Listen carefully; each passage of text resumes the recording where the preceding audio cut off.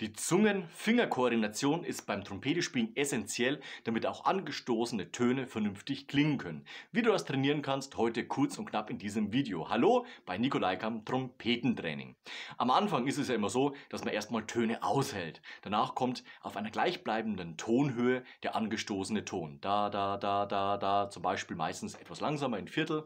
Und letztendlich im nächsten Schritt geht es auch schon weiter in Sachen Tonhöhenveränderung. Da hat man meistens dann so 3, 4, 5 Töne und spielt eben nach unten bzw. nach oben. Man beschäftigt sich damit und kann die Töne auch spielen, gebunden klappt es auch, aber an einem gewissen Punkt stellst du fest, so sauber klingt das alles gar nicht. Dann meine Empfehlung, mach's in Zeitlupe. Wir machen auch gleich eine Übung und zwar bewegen wir uns heute halbtonschrittweise. Das heißt, wir starten beim G1 und nehmen dann dementsprechend als Ausweichton unser Fis-1 dazu. Nicht nur einmal, sondern das natürlich wiederholt. Das heißt, erstmal in Zeitlupe, damit wir die Töne gut ins Ohr bekommen, ein Gefühl für die Tonhöhe bekommen. Und wenn das gut klappt, bam, bam, bam, bam, bam, zum Beispiel, machen wir natürlich bam, bam, bam, bam, bam, bam, bam, bam, bam, bam.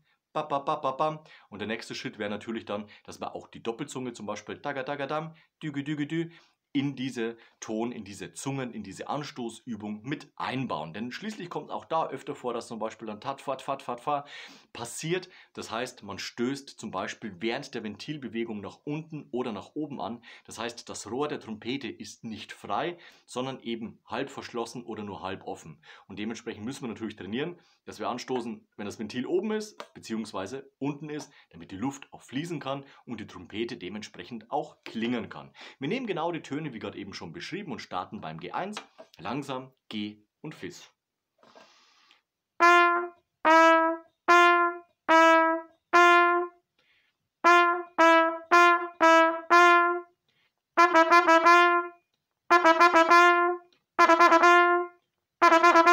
Und dann haben wir auch die Doppelzunge schon im Einsatz. Das ist so die erste Übung, der kleinste Tonschritt, ein Halbtonschritt von G auf Fis nach unten. Der nächste Schritt ist G, Fis und wir nehmen neu dazu das F. Das heißt, wir haben schon insgesamt natürlich ein Intervall von einer großen Sekunde, in Einzelschritten immer einen Halbton nach unten. Das heißt G, Fis, F und natürlich auch wieder zurück. Langsam.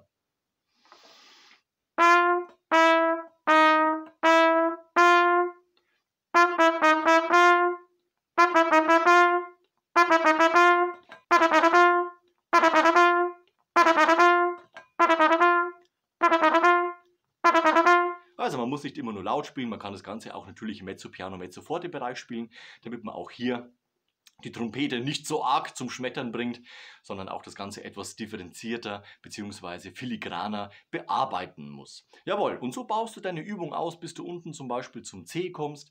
Nimm dir Zeit, hör genau hin oder mach mal eine Aufnahme, damit du eben auch hörst, wie es sich am anderen Ende der Trompete letztendlich auch anhört. Und dann kannst du diese Übung natürlich von unten, also G1 bis C1, auch nach oben G1 bis C2 transferieren. Genau auf die gleiche Art und Weise vorgehen und dementsprechend natürlich langsam Schritt für Schritt das Tempo steigern, damit es am Ende auch gut und klar funktioniert. Klappt das, dann geh diatonisch. Das heißt, wenn du beim G1 startest, gehst du entweder in G-Dur bzw. in C-Dur und hast dann eben dementsprechend größere Intervalle zu spielen. Das heißt G auf F, große Sekunde, F auf E, kleine Sekunde und so weiter und so fort. Auch das wieder nach oben begeben. Wenn du jetzt das auf der richtigen Seite hast, gut klingt und du gutes Gefühl hast, dann gehen wir in Dreiklänge. Auch hier wieder ganz einfach, G auf C1 nach unten. Das heißt, wir haben als Dreiklangston das E dazwischen, C-Dur also, und dementsprechend auch hier wieder.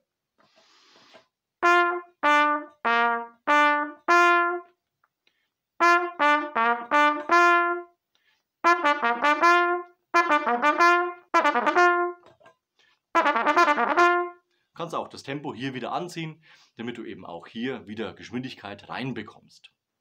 Und so kannst du dich Schritt für Schritt an deine Zungen- und Fingerkoordination herantasten. Wichtig ist immer, nimm dir Zeit, nimm den Gang raus, schalt runter, erstmal langsam spielen und dann immer mit Sinn und Verstand und gutem Ohr das Tempo steigern, damit am Ende auch jeder angestoßene Ton von dir Kern hat, rund ist und dementsprechend gut klingen kann. Dabei wünsche ich dir Erfolg. Schreib in die Kommentare, wie es bei dir funktioniert oder welche Übungen du diesbezüglich machst. Ansonsten sehen wir uns nächste Woche zu einem neuen Video rund ums Trompetespielen.